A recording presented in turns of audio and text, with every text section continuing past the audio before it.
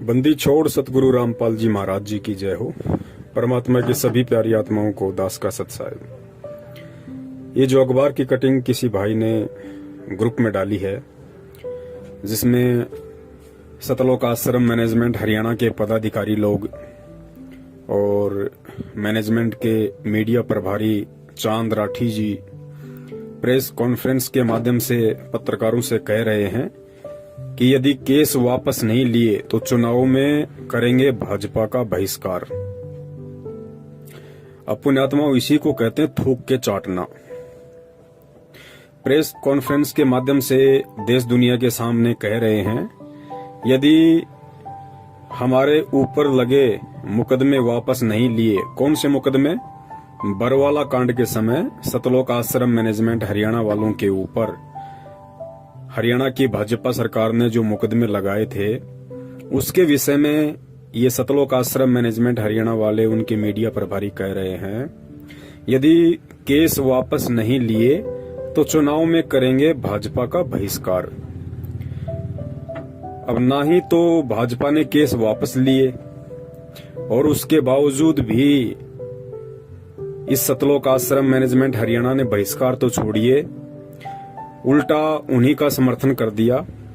और आप सब जानते हैं, वो पीला पर्चा निकाल के और गुरुजी का आदेश बताकर भाजपा सरकार को तन मन धन से समर्थन दिलवा दिया। जबकि परम पूज्य परमेश्वर कहते हैं, भाई संत वचन पलटे नहीं, चाहे पलट जाए ब्रह्मांड। संत यहाँ परमात्मा ने भगत के लिए भी कहा है और संत परमेश्वर ने परमात्मा के लिए भी यूज किया है शब्द।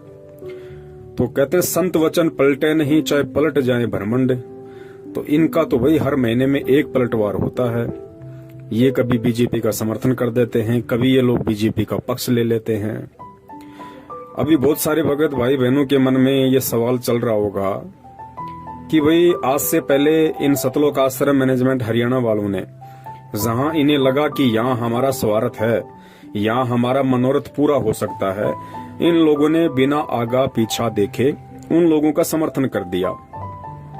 जैसे हरियाणा में आरक्षण को लेके जो आग लगी हुई थी, उस आग में इन्होंने गुरुजी का आदेश बता के भक्तों को कुदा दिया।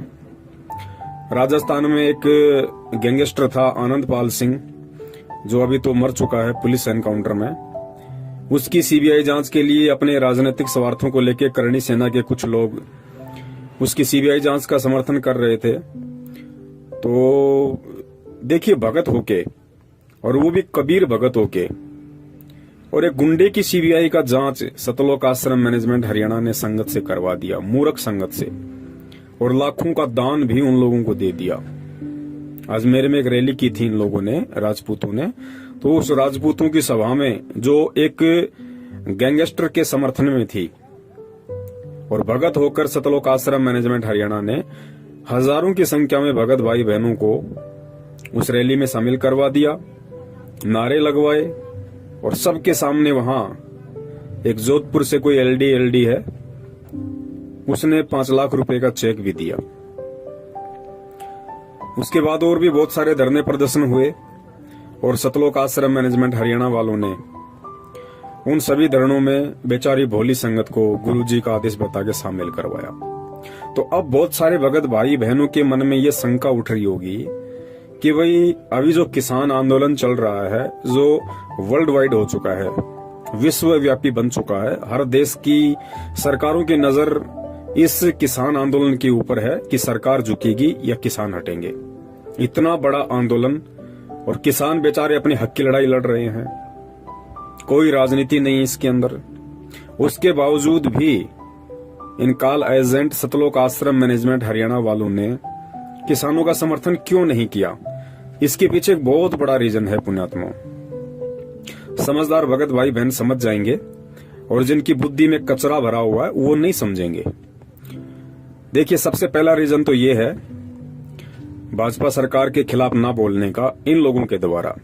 पहला रीजन तो ये है कि आपने देखा होगा, हाल ही कुछ दिनों पहले इन्होंने एक पीला पर्चा निकाला था, जिसमें बिहार और हरियाणा में जो चुनाव थे उन चुनावों में इन लोगों ने उस पीले पर्चे के माध्यम से संगत को यह आदेश दिया था कि गुरुजी का आदेश है, हमने बीजेपी का बिहार में और हरियाणा में जो चुनाव है तन मन धन से समर्थन करना है और अपने आसपास के यार मित्र रिश्तेदारों को भी कन्विंस करना है कि आप बीजेपी को वोट डालिए, क्योंकि बीजेपी की विचारधारा और संत रामपाल जी महाराज जी की विचारधारा मेल खाती है। ये देश दुनिया को आगे बढ़ाने की विचारधारा। ऐसा कह के इन्होंने बेचारी भोली संगत से वोट भी डलवाई और सपोर्ट भी करवाया। अब कोई भी आदमी है, आप देख लीजिए, आजकल तो दुनिया में अगर कोई वोट भी डालता है तो या तो वो पैसे लेता है या फिर उसको दारू का पौवा चाहिए 90% लोगों को, या जरूर उसका उस पार्टी से कोई राजनीतिक स्वार्थ होता है, वरना आजकल लोग वोट भी नहीं डालते। तो सबसे पहला रीजन तो ये था कि बीजेपी सरकार को मूर्ख बनाते हुए इस सतलोक आश्रम मैनेजमेंट हरियाणा ने ये कह के कि संत रामपाल जी महाराज जी के 3 करोड़ शिष्य हैं, जबकि ये गलत है। 15 लाख से ऊपर शिष्य संत रामपाल जी महाराज जी के वर्तमान में पूरे विश्व में नहीं है, 15 लाख से ऊपर नहीं है। तो ये तो झूठ के शहंशाह लोग हैं। इनको तो बीजेपी से मोटा पैसा चाहिए था करोड़ों में, और वे सरकारें तो देती है पैसा, उनको तो जीतने से मतलब है, वोट से मतलब है। तो बीजेपी सरकार ने इनको करोड़ों रुपया दिया ये सोच के कि संत रामपाल जी महाराज जी के जितने भी वोट हैं वो सब हमारे पाड़े में आ जाएंगे। तो पहला रीजन तो ये कि ये लोग कुछ ही महीने पहले बीजेपी सरकार से करोड़ों रुपया डकार चुके हैं एक एग्रीमेंट के तहत। तो अब ये बीजेपी का विरोध कर नहीं सकते, ये इनकी मजबूरी है। अगर करेंगे तो बीजेपी का डंडा तैयार है।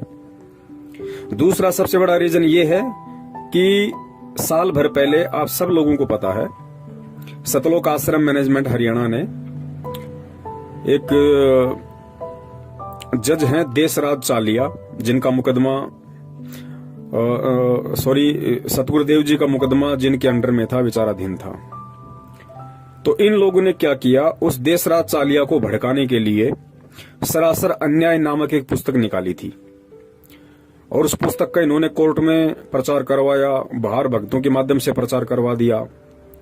तो उस जज देशराज चालिया ने उस पुस्तक के ऊपर एक्शन ले लिया, और उस पुस्तक में जितने भी लोगों के नाम और पते लिखे हुए थे उन सभी के ऊपर उसने हाई कोर्ट में मुकदमा ठोक दिया। ये बात संगत को नहीं पता है ज्यादातर। तो जज देशराज चालिया जी ने सरासर अन्याय नामक पुस्तक के खिलाफ उसमें जितने भी लोगों के नाम पते और एड्रेस थे उन सभी के खिलाफ मुकदमा ठोक दिया। सभी लोगों को तारीख पे जाना पड़ा, और तारीख पे इन लोगों ने उस जज के पैर पकड़े, हाथ जोड़े, अपनी गलती मानी कि साहब हमने आपके खिलाफ गलत लिखा, ये हमारी गलती थी। इन्होंने समझौता कर लिया सरकार के साथ और जज देशराज चालिया के साथ, अपनी गलती मानते हुए कि हमने जो सरासर अन्याय पुस्तक लिखी है वो बिल्कुल गलत है, हमने नहीं लिखनी चाहिए थी, वो हमारी गलती है, हम आपके पैर पड़ते हैं, आप हमें माफ कीजिए। तो जज देशराज चालिया ने मुकदमा तो कैंसिल नहीं किया, वो तो पेंडिंग चल रहा है, लेकिन समझौता कर दिया कि ठीक है आगे से ऐसी गलती ना करना, लेकिन मुकदमा अभी की अभी वैसा का वैसा है। तो दूसरा सबसे बड़ा रीजन किसान आंदोलन को समर्थन ना करने का सतलोक आश्रम मैनेजमेंट हरियाणा का ये है, क्योंकि इनको अच्छे से पता है यदि हमने बीजेपी सरकार के खिलाफ, क्योंकि किसान आंदोलन सरकार के खिलाफ हो रहा है, तो इनको अच्छे से पता है कि यदि हमने किसान आंदोलन का समर्थन कर दिया तो वो मुकदमा अभी पेंडिंग है और सरकार उन सभी को वापस जेल में ठोक देगी। तो ये 2 बड़े रीजन हैं सतलोक आश्रम मैनेजमेंट हरियाणा के द्वारा किसान आंदोलन का समर्थन न करने के पीछे। तो बाकी जो संगत है, दास उनसे निवेदन करेगा, भाई बहुत समय हो गया है अज्ञानता की नींद में सोते हुए। यार कुंभकर्ण भी 6 महीने के बाद जाग जाया करता था, और अब तो 6 साल होने को चली हैं, अब तो जाग जाओ भगत होके। तुम्हारे क्या स्वार्थ हैं सतलोक आश्रम मैनेजमेंट हरियाणा के साथ? भाई भक्ति तुम कर रहे, नाम तुम्हें परमात्मा ने दिया, मर्यादा तुम्हें परमात्मा ने दी, रक्षक तुम्हारा परमात्मा है, भक्ति तुमसे परमात्मा करवाएगा, सतलोक तुम्हें परमात्मा लेके जाएगा। मेरे कहने का मतलब ये है कि बाकी जो संगत है, जो मूर्खता में, अज्ञानता में, नादानी में सतलोक आश्रम मैनेजमेंट हरियाणा को ही अपना भगवान समझ के उनके तलवे चाटने में लगी हुई है, क्या सारी जिंदगी ऐसे ही लगे रहोगे? क्या फायदा फिर इस परमात्मा की शरण में आने का, ये अनमोल तत्व ज्ञान लेने का? अगर ये गुलामी चापलूसी ही करनी थी तो भाई ये तो पहले भी कर रहे थे ना। फिर भक्ति मार्ग में आके भी अगर वही निंदनीय कर्म करोगे, फिर क्या मतलब है तत्व ज्ञान लेने का? भाई निकलो, इस मानसिक गुलामी से निकलो। इस सतलोक आश्रम मैनेजमेंट हरियाणा ने जो गुलामी की बेड़ियां तुम्हारे पैरों में डाल रखी हैं, उससे बाहर निकलो। भाई तुम समर्थ के बच्चे हो, परमात्मा के बच्चे हो। अरे परमात्मा का बच्चा सूरवीर होता है, सूरवीर। सूरवीर किसे कहते हैं पता है? सूरवीर उसे कहते हैं जो केवल सत्य की लड़ाई लड़ता है, और सत्य की लड़ाई में चाहे उसका शीश कट जाए वो घबराता नहीं है। तो पहले अपने बाप को देखो कि तुम्हारा बाप 2-2 बार जेल, दुनिया से किस कदर वैर भाव, वो भी सत्य के लिए, आप और हमारे तक ये सच्चाई पहुंचाने के लिए, आप और हमारे उज्जवल भविष्य के लिए। और हम क्या कर रहे हैं? हम उन्हीं लोगों के पैर चाट रहे हैं, गुलामी कर रहे हैं, उन लोगों के मानसिक गुलाम बनकर रह गए जिन लोगों की नादानी के कारण, जिन लोगों के षड्यंत्र के चलते 2014 बरवाला कांड हुआ। और तुम्हारे परमपिता परमेश्वर सतगुरु रामपाल जी महाराज जी को उन्हीं लोगों की मनवस हरकतों के चलते और 5-5 व्यक्तियों के मर्डर के मुकदमे में डबल आजीवन उम्र कैद की सजा हो चुकी है। और आज तुम्हारे उसी परमपिता परमेश्वर सतगुरु रामपाल जी महाराज जी के हर दिन नित नए आदेश बता बताकर तुम्हें लूटा जा रहा है, तुम्हारा आर्थिक शोषण किया जा रहा है, तुम्हारा मानसिक शोषण किया जा रहा है। यार कमाल हो गया। इतनी प्रताड़ना मानसिक रूप से, आर्थिक रूप से शायद ही अंग्रेजों ने 250 साल तक दी होगी जितनी इन लोगों ने तुम्हें 6 साल में दे दी। और तुम हंसते हंसते बिल्कुल जैसे भांग पी रखी हो आदमी ने, उसे पता ही नहीं कि मेरे साथ हो क्या रहा है। तो मेरे कहने का मतलब यह है कि फिर क्या फायदा ये तत्व ज्ञान लेने का? क्या फायदा फिर संत रामपाल जी महाराज जी की शरण में आके भक्ति करने का? चले जाओ आसाराम जी की शरण में, चले जाओ राम रहीम जी की शरण में, चले जाओ धन सतगुरु में। क्या फायदा फिर यहाँ आके? अरे ये निराला पंथ है भाई, दुनिया से हटके है। इसके नियम कायदे कानून भी दुनिया से हटके हैं। यहाँ गुलामी के लिए जगह नहीं है, चापलूसी के लिए जगह नहीं है। इस मार्ग में वही टिकेगा जो सूरवीर होगा, और इस मार्ग में गुलामी वही करेंगे जो गीदड़ होंगे, जो डरपोक होंगे। वही लोग इस मार्ग में चापलूसी करेंगे, गुलामी करेंगे। सतलोक आश्रम मैनेजमेंट हरियाणा का सतगुरु रामपाल जी महाराज जी से कोई संबंध नहीं है। ये बरवाला कांड के दूसरे दिन ही परमात्मा ने पूरी दुनिया के समक्ष मीडिया के सामने प्रस्तुत कर दिया था, ये कहते हुए कि राष्ट्रीय समाज सेवा समिति मेरी नहीं है, ना मैंने कोई कमांडो बना रखे थे और मुझे भी बंधक बना रखा था। और जो काले कपड़े वाले लोग थे वो राष्ट्रीय समाज सेवा समिति के थे, और समिति मेरी नहीं है। ये परमेश्वर ने पूरी दुनिया के सामने कहा है। समझते हो इस बात को? साधु वचन पलटे नहीं, चाहे पलट जाए ब्रह्मांड। लेकिन गुरुजी को कोई साध माने तब ना, गुरुजी को कोई परमात्मा माने तब ना, गुरुजी को कोई संत माने तब ना। ये बातें तो उन लोगों पे लागू होती हैं जो अपने गुरुदेव को परमात्मा मानते हैं, जो अपने गुरुदेव के एक एक वचन और एक एक आदेश की पालना करते हैं, जिनको ये पक्का पता है कि उनका गुरुदेव दोगला नहीं है। ये उन लोगों के लिए है। लेकिन बाकी संगत जो सतलोक आश्रम मैनेजमेंट हरियाणा के पीछे लगी हुई है, वो तो अपने परमात्मा को दोगला मानती है। उन्हें तो पता है कि हमारे गुरुजी तो पल पल में बातें चेंज कर सकते हैं, अपने विचार बदल सकते हैं, क्योंकि वो संत तो है ही नहीं, और उनके वचन तो कभी भी पलट सकते हैं। तो वही लोग गुरुजी की बातों पे अविश्वास कर रहे हैं, जिन लोगों को अभी अच्छी तरीके से ये ज्ञान नहीं हुआ है, जो लोग अभी भी अपनी परंपरागत सोच और मानसिक गुलामी से बाहर नहीं निकले हैं। बाकी देखिए और कितने भगत हैं 70% को छोड़ के, जो 30% भगत हैं, जो आज सत्सेवकों के नाम से जाने जाते हैं, जो किसी के दबाव में फैसले नहीं लेते, वो किसी के आगे झुकते नहीं हैं, वो किसी से डरते नहीं हैं। उनको परमेश्वर ने तत्व ज्ञान दिया है, वो पूरी दुनिया को उस तत्व ज्ञान रूपी बैलेंस में तोल के देखते हैं। उनके आगे कोई भी आदेश यदि निकाला जाता है, कोई भी पीला पर्चा उनको दिया जाता है, तो सत्सेवक ऐसे आंख बंद करके विश्वास नहीं करते, क्योंकि परमेश्वर ने कहा कि बेटा मैंने तुझे जो अनमोल तत्व ज्ञान दिया है वो हर दुनिया की समस्या का समाधान है, हर संकट का समाधान है, हर बातचीत का हल है।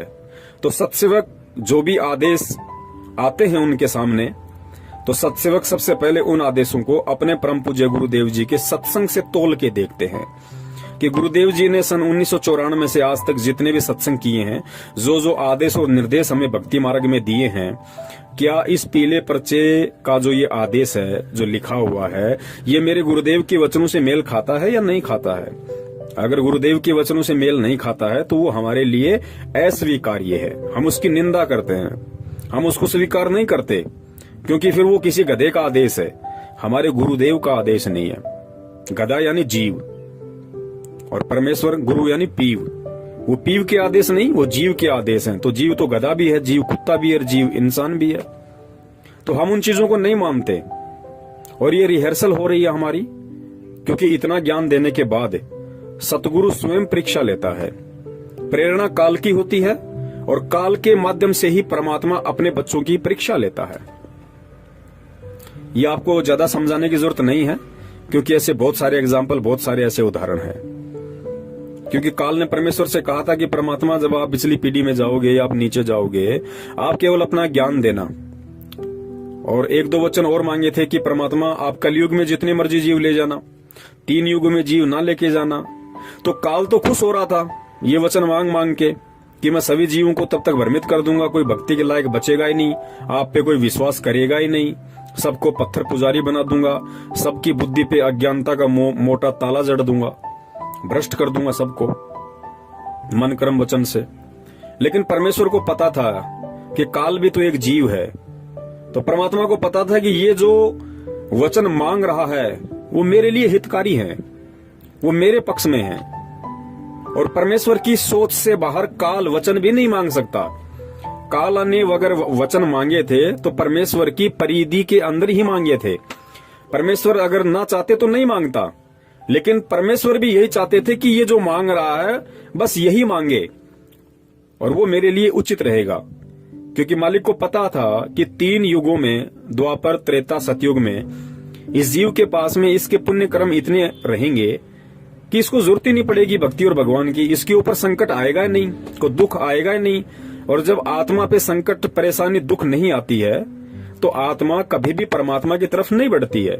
तो परमेश्वर को पता था कि 3 युग तक तो ये खूब मौज मस्ती करेगी, इसके पास इतने पुण्य हैं। लेकिन जब चौथा युग कलयुग आ जाएगा और इसके पुण्य समाप्त होंगे, पाप कर्मों का दौर शुरू होगा, उसके बाद आत्मा रोएगी। जब आत्मा रोती है तो परमात्मा उसकी सुनता है। तो काल तो खुश हुआ था कि चौथे युग में परमात्मा जितने मर्जी जीव ले जाना, और परमात्मा को पता था कि बेटा ठीक है, चौथे युग में लेके जाऊंगा, इससे पहले तो ये जाने के लायक भी नहीं है। तो ठीक इसी प्रकार पुण्यात्माओं, वर्तमान में जो घटनाएं घट रही हैं, सतलोक आश्रम मैनेजमेंट हरियाणा के माध्यम से जितने भी मनवस तानाशाही फरमान संगत के सामने पेश किए जा रहे हैं और गुरुजी के आदेशों का जुमला पहना के संगत से उनकी पालना करवाई जा रही है, संगत का भक्ति धन बर्बाद करवाया जा रहा है, श्वासें और समय बर्बाद करवाया जा रहा है, ये सारे के सारे कुक्रम काल प्रेरणा से ये सतलोक आश्रम मैनेजमेंट हरियाणा वाले कर रहे हैं। क्योंकि काल चाहता है कि किसी भी तरह से वर्तमान समय में, चूंकि ये वर्तमान समय ही मोक्ष का समय है, ये पिछली पीढ़ी ही भक्ति मार्ग है, मोक्ष मार्ग है, और इसी समय काल साम दाम दंड भेद हर वो नीति अपनाएगा जीव को भ्रष्ट करने की, गुरु शरण गुरु मर्यादा से दूर करने की। तो वो काम वो कर रहा है और परमात्मा चुपचाप देख रहा है कि भाई मैंने भी तो सन 1994 से ये ज्ञान देना शुरू किया था, सारा भक्ति विधान बता दिया, सब कुछ मैंने इन बच्चों को बता दिया है, अब बाकी क्या रह गया। तो परमात्मा भी देख रहा है कि जो मेरा होगा, वास्तव में जो मेरा होगा, मेरा हंस होगा, मेरा भगत होगा, मेरा बच्चा होगा, वो तो मेरे ज्ञान को आधार बना के, और मेरी एक वाणी है कि कहे कबीर सोए जन मेरा, जो नीर खीर का करे निबेरा, कि जो मेरा हंस होगा, जो मेरा भगत होगा, वो गलत और सही इन दोनों को देख के, सोच के, समझ के, पढ़ के और निर्णय कर लेगा कि मुझे मेरे पिताजी ने क्या ज्ञान दिया है, मुझे मेरे पिताजी ने सामाजिक तौर पे और आध्यात्मिक तौर पे किस तरीके से चलने के लिए मुझे निर्देशित किया है। तो जो भगत होगा परमात्मा का, वो तो तुरंत फैसला कर लेगा अपना कि कौन सा तो दूध है, कौन सा पानी है, क्या मेरे लायक है और क्या मेरे लायक नहीं है। और परमात्मा लाखों को यदि नाम दीक्षा देते हैं तो लाखों पार नहीं होते। लाखों परमेश्वर के भगत कहलाने के, हंस कहलाने के लायक नहीं बनते। उनमें से कुछ प्रतिशत होते हैं जो परमेश्वर के हंस होते हैं, जिनके लिए परमात्मा यहाँ आते हैं, इस गंदे लोक में ऐसे दुख उठाते हैं, ऐसी परिस्थितियों में ज्ञान प्रचार करते हैं, अपने बच्चों तक अपना संदेशा पहुंचाते हैं। तो वो कुछ प्रतिशत जो बच्चे हैं परमात्मा के, वो इन विषम परिस्थितियों में, इस धर्म संकट की परिस्थिति में वो ये चूज कर लेते हैं कि मुझे गुरुदेव ने क्या समझाया था और आज मुझे उनके तत्व ज्ञान को आधार बना के क्या निर्णय करना है। क्योंकि देखिए, हम स्कूल में बच्चा भेजते हैं और इस स्कूल में हजारों की संख्या में बच्चे पढ़ते हैं, तो क्या सभी बच्चे पास होते हैं? कोई मेरिट आता है, कोई फर्स्ट आता है, कोई सेकंड, कोई थर्ड, कोई सप्लीमेंट्री, कोई कप्लीमेंट्री, कोई बिल्कुल फेल हो जाता है, कोई बीच में छोड़ के भाग जाता है। होता कि नहीं होता? ठीक इसी प्रकार ये आध्यात्मिक मार्ग है। गुरुदेव हमारे शिक्षक हैं, हम स्टूडेंट हैं, और जो ये आध्यात्मिक क्षेत्र है ये हमारा स्कूल है, हमारा कैंपस है। तो ठीक यही स्थिति यहाँ लागू होती है। गुरुदेव की यदि लाखों की संख्या में स्टूडेंट बन गए तो सभी लोग भक्ति के लायक नहीं होते। बहुत सारे लोग ऐसे होते हैं जिनको परमात्मा नई भक्ति की कलम चढ़ाते हैं, उनके अंतःकरण में प्रथम बार भक्ति का बीज डालते हैं। कुछ ऐसे होते हैं जो काफी समय से परमेश्वर की शरण में रहते आ रहे हैं। कुछ ऐसे होते हैं जो युगन युगन के माल हैं परमात्मा के, कि साधु सेती मस्करी चोरा नाल खुशहाल मल अखाड़ा जीतेंगे, युगो युगों के माल। युगो युगों के माल यानी परमात्मा के भक्ति पहलवान, भक्ति रेसलर, जो अनंत युगों से परमेश्वर की भक्ति करते आ रहे हैं। तो वो मेरिट भी आ जाएंगे, वो फर्स्ट भी आ जाएंगे और तुरंत उनकी नौकरी लगेगी, सतलोक जाएंगे। तो पुण्यात्माओं, अब आगे जो छोटा सा सत्संग है जिसमें निष्कर्ष दे रहे हैं परमपिता परमेश्वर जी, ये कहते हुए कि परमात्मा ने अपना विधान बना के छोड़ रखा है। परमेश्वर ने अपना विधान बना के छोड़ रखा है। उदाहरण दिया परमात्मा ने कि जैसे मां के पेट में बच्चा उत्पन्न होता है, तो परमात्मा ने कोई फैक्ट्री नहीं लगा रखी अंदर कि वो फैक्ट्री बच्चा बना रही है। परमात्मा ने कहा कि मालिक ने आदेश दे दिया,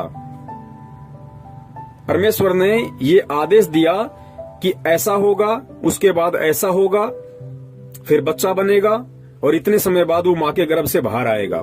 तो परमेश्वर के आदेश से वो सारे काम हो रहे हैं।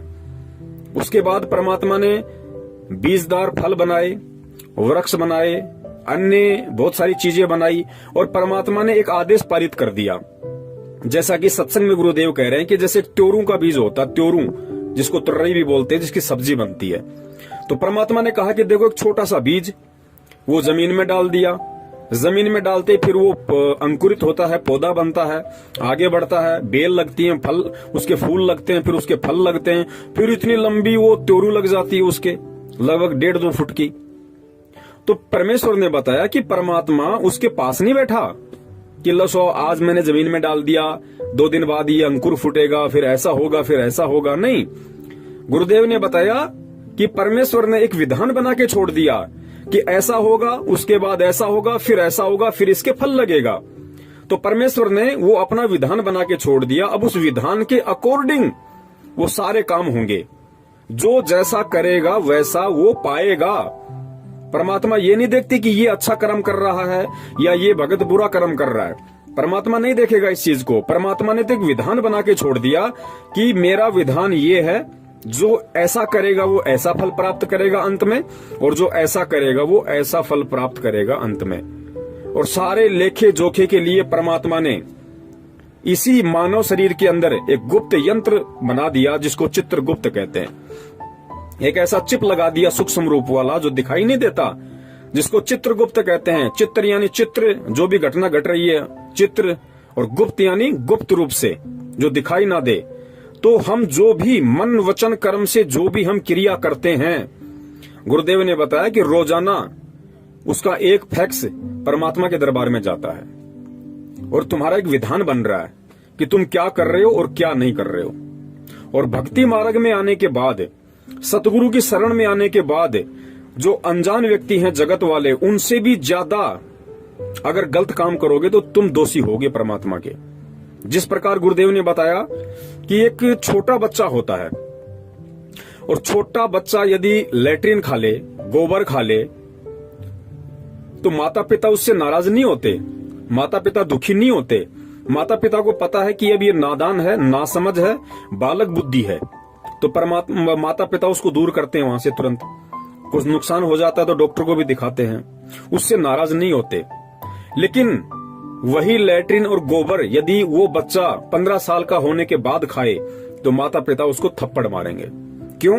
क्योंकि माता पिता को पता है कि मूर्ख, जब तेरे को पता है कि ये लैट्रिन है, ये गोबर है, तू समझदार है, तू चल सकता है, बोल सकता है, तू समझ सकता है चीज को, तू चौथी क्लास में पढ़ रहा है, तू 5वीं में पढ़ रहा है, तूने लैट्रिन कैसे खाई, गोबर कैसे खाया तूने, तेरे अंदर अकल नहीं थी? तो माता पिता उसकी पिटाई करते हैं क्योंकि उसको मालूम था उन चीजों के विषय में, उसके बावजूद भी उसने गलती की तो वो सजा का हकदार हुआ। ठीक इसी प्रकार गुरुदेव ने बताया कि बेटा आध्यात्मिक मार्ग है। देखो, पहले हम जगत वाले थे, पहले हम भी अज्ञानी थे, तो हम कुछ भी कर रहे थे तो परमेश्वर ने हमें क्षमा किया, परमेश्वर ने हमें माफ किया और हमें अपनी शरण में लिया और ज्ञान दिया। और आज यदि ज्ञान लेके भी हम ये राजनीति करेंगे, कभी बीजेपी को वोट, कभी कांग्रेस को वोट, कभी कुछ करेंगे, कभी आरक्षणबाजी में शामिल होंगे। गुरुदेव ने बताया बेटो, कुपात्र को दान नहीं देना, दान लेने का अधिकारी केवल सुपात्र है और सुपात्र पूरी सृष्टि में केवल सतगुरु है। उसके बावजूद भी हम गुंडों की सीबीआई जांच के समर्थन में आएंगे, उनको 5-5 लाख रुपए का उनको पात्रों को चेक देंगे। जो धन लेने के अधिकारी केवल सतगुरु है।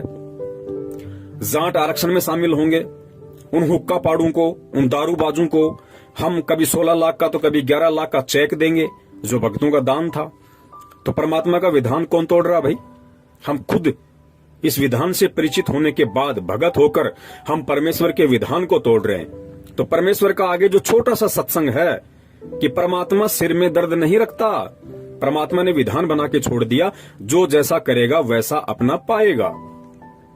तो इस सत्संग को आप सुनिए, और सत्संग को सुनने के बाद यदि इस संगत में कोई परमेश्वर की ज्ञानी आत्मा है जो विचार कर सकती है, मंथन करना जानती है, गुरुदेव के ज्ञान को आधार बना के जो आगे बढ़ रही है, जिसका मकसद केवल भक्ति करके सतलोक जाने का है, वो पुण्य आत्माएं इस सारी वार्तालाप को मद्देनजर रखते हुए और सतगुरुदेव जी के इस 2 मिनट के सत्संग को, जिसमें परमात्मा ने विशेष तौर से कहा है कि परमेश्वर ने यहाँ हर चीज का एक विधान बना के छोड़ दिया और परमात्मा सिर में दर्द नहीं रखता। कोई ये सोचे कि गुरुजी जेल में बैठे बहुत दुखी हैं, बहुत परेशान है, नहीं भैया, परमात्मा दुखी ना परेशान। परमात्मा ने तो एक विधान बना के छोड़ दिया और उस विधान की सबसे बड़ी बात, हमें उस विधान की आके जानकारी दे दी। और जानकारी देने के बाद भी यदि हम आग में हाथ देंगे, हम यदि भगत होके ये राजनीति वाला लैट्रिन खाएंगे, कुपात्रों को दान देंगे, कोई भी हमें कह देगा ये गुरुजी का आदेश है, हम झट से उसकी पालना कर लेंगे बिना आगा पीछा देखे, बिना उसकी बातों को, उसके आदेशों को गुरुजी के ज्ञान से मैच किए, तो परमेश्वर ने कहा कि परमेश्वर सिर में दर्द नहीं रखता, फिर वो जैसा करेगा वैसा ही अपना भोगेगा। फिर ये ना कहना कि गुरुजी ने मेरे को कोई रात क्यों नहीं दी, मैं भक्ति कर रहा हूँ, मैंने ज्योति करा दी, मैंने पाठ करा दिया, मैं 10 साल से गुरुजी का भगत हूँ, मुझे लाभ क्यों नहीं मिल रहा। भैया, परमात्मा सिर में दर्द नहीं रखता, परमात्मा ने अपना विधान बना के छोड़ दिया। उसके बाद जैसा तू करेगा वैसा तू पाएगा, चाहे परमात्मा की आंखों के सामने कर ले, चाहे परमात्मा की पीठ के पीछे कर ले। पीठ पीछे अच्छा करेगा तो परमात्मा अच्छा ही देगा, और आंखों के सामने यदि गलत करेगा तो तुझे तेरा गलत ही मिलेगा, परमात्मा तुझे मना नहीं करेगा। तो ये सत्संगों का सार है जो परमेश्वर ने इस 2 मिनट के ऑडियो में ये बात कह दी कि परमेश्वर ने अपना विधान बना के छोड़ दिया, परमात्मा सिर में दर्द नहीं रखता। तो इस चीज को वर्तमान में संगत ने सोचना चाहिए कि अगर जगत वाला कोई गलती करेगा तो परमात्मा उसको माफ कर सकते हैं, जैसे हमें माफ किया। लेकिन पुण्यात्माओं, आज हम भगत हैं, आज हम परमात्मा के विधान से, उनके तत्व ज्ञान से परिचित हैं। आज यदि हम ये गलतियां करेंगे तो पुण्यात्मा माफी नहीं है, फिर वही मिलेगा जो हमारे संस्कार में है। अगर पैर टूटना है तो पैर टूटेगा, भले आप संत रामपाल जी महाराज जी के बेटे हो। अगर आपको कोई आर्थिक नुकसान होना है तो होगा, भले आप उनकी बेटी हो। अगर आपके प्रारब्ध में मौत है तो आएगी, भले आप उनकी सांसारिक तौर पे आप उनकी पत्नी हो। तो बाकी संगत ने थोड़ा आंख खोल के, कान खोल के ये विचार करना चाहिए कि भक्ति मार्ग में ये गुलामी नहीं चलती, चापलूसी नहीं चलती। भक्ति मार्ग में ना कोई गुरु जी का बेटा है, ना कोई बेटी है, ना पत्नी है, ना माँ है, ना बाप है, ना कोई रिश्तेदार है, ना कोई काका ताऊ चाचा भाई बंधु रिश्तेदार है।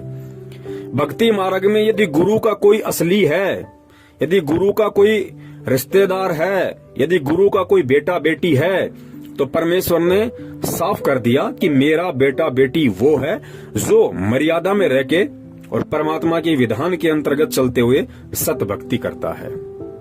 वो परमात्मा का असली बेटा बेटी है। अन्यथा ये जो आप सांसारिक तौर पे जो मंजू अंजू वीरेंद्र मनोज महेंद्र अमित अनारोमाई आप जो देख रहे हैं ना, ये गुरुजी के रिश्तेदार, ये कोई रिश्तेदार नहीं गुरुजी के।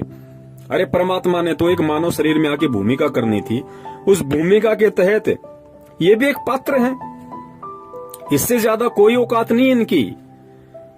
ये हमसे कोई बड़े नहीं है, ये कोई देवी देवता नहीं है, ये भी दो कौड़ी के जीव हैं जिन्हें हम गुरुजी का भाई बंधु बेटा बेटी रिश्तेदार समझते हैं। और ये तो संगत से भी गए गुजरे हैं, ये तो बाकी जो संगत है ये तो उससे भी गए गुजरे हैं। इनका तो कोई औचित्य नहीं अगर ज्ञान आधार से आप देखो तो पुण्यात्माओं विचार करो, समझो। ये मौका गुरुदेव कहते हैं ना कि यो सौदा फिर ना ही रे संतो, यो सौदा फिर ना ही। समझ जाओगे तो फायदे में रहोगे, वरना एक बार ये शरीर छूट गया ना, उसके बाद फिर रोगे इस समय को। अनंत युगों तक, करोड़ों युगों तक ये समय नहीं आएगा। और ध्यान रखना, अगर समय आ गया फिर यही लाइन है, फिर यही सब कुछ कायदे कानून, फिर काल इसी तरीके से भ्रमित करेगा, फिर एक ऐसा मैनेजमेंट होगा, फिर ऐसा एक गुरुजी का भाई होगा, फिर ऐसे ही सत्सेवक होंगे जो तुम्हें जगाएंगे, और फिर तुम होंगे। और निर्भर करेगा उस समय तुम्हारे संस्कारों पे कि आज की तरह तुम जागोगे या नहीं जागोगे, या फिर ठोकर खाकर करोड़ों युग तक गधे कुत्ते सुअर बनते हुए फिर उस समय का इंतजार करोगे। तो मौका है।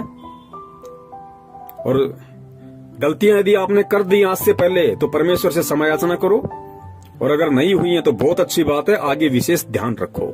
और सुनो ये परमेश्वर का छोटा सा सत्संग, जिसमें परमात्मा ने समझदार और ज्ञानी आत्मा के लिए बिल्कुल क्लियर कर दिया कि भैया मेरा कोई नहीं है, मेरा वो है जो मेरा है। और गुरु का मेरा कौन है, गुरु का अपना कौन है, जो गुरु की भक्ति को मर्यादा में रह के करता है। तो समझिए परमात्मा के विधान को। और पुण्यात्माओं, बचो इन काल एजेंट सतलोक आश्रम मैनेजमेंट हरियाणा वालों से। बचाओ अपनी भक्ति धन को, अपने समय को, अपनी समासों को। सत साहिब, जय हो बंदी छोड़ की।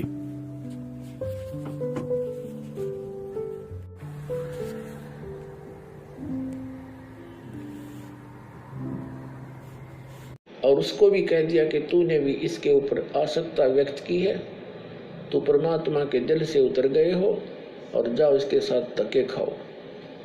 तो इस ज्योति निरंजन ने फिर बहुत विनय करी कि मुझे यही रहने दे, बाहर ना निकाले। जोगजीत मेरी अर्ज कर दे परमात्मा से। जोगजीत ने कहा कि फाइनल फैसला है, जोगजीत रूप में परमात्मा ने कहा, और निकल जाए यहाँ से। 2 सेकंड लगा बस। इतने में इतना ही कहना था, ये 21 ब्रह्मांड विमान की तरह खिसक पड़े वहां से। पर जिसके एक वचन पर सारे ब्रह्मांड चल रहे हैं, कबीर परमात्मा के सतपुरुष के पूरे एक वचन से कि जाओ ऐसे ऐसे करो, ऐसे सब पदार्थों में गुण एक वचन से भर दिए। और वो अपनी क्रिया उस परमात्मा के वचन से कर रहे हैं। अब जैसे एक तोरी का बीज कैसा होता है, और उसको बीज देते हैं और उसमें क्या बन जाता है, फिर आगे क्या लगते हैं, क्या ये जादू नहीं? ये ब्रह्मांड ऐसे ही बनाए परमात्मा ने, उसके वचन से ये सब पदार्थ कार्य कर रहे हैं, उनमें गुण भर दिए परमात्मा ने कि ऐसे से ऐसे तुम ऐसा होगा, ऐसा ही हो रहा है। हमारा माँ के पेट में शरीर बनता है, एक पानी की बूंद तो है, अंदर फैक्ट्री लगा रखी है, उस मालिक का आदेश ऐसे होगा। अरे देखो क्या बने हैं, कैसे सुंदर, कितने कितने मोड़, कहाँ कहाँ इसमें हार्ड न्यारे, चाम अलग से, रक्त अलग से, सब मलमूत्र की कोथली न्यारी न्यारी। कोई ये बना के दिखाओ साइंस वाले किसी मटेरियल से, ऐसे उस परमात्मा का ही मटेरियल है, उससे ये अनुसंधान कर लेते हैं। और भूल जाते हैं भगवान को। तो सब गुण उसी के दिए हुए हैं, उनका आदेश है ऐसे ऐसे होगा, इसके बाद ऐसे होगा, वो ही हो रहा है। अब परमात्मा ने सारा कुछ बनाकर शर में दर्द नहीं रखा, विधान बना दिया, ऐसा करेगा उसको ऐसा होगा, ऐसा करेगा उसको ऐसा फल मिलेगा, इस बीज से ये होगा, इसमें ये गुण है, सभी पदार्थ बनाकर भेज दिए। और फिर विधान बना दिया कि ये मंत्र जाप करोगे तो इस तरह लाभ होगा, ये आपकी आपत्तियां टल जाएंगी। तो उस विधान से हम परिचित नहीं थे, जिस कारण से हम दुख पा रहे थे। अब वो विधान इस दास को बता दिया परमात्मा ने और सरियाम कर्ण का आदेश दे दिया।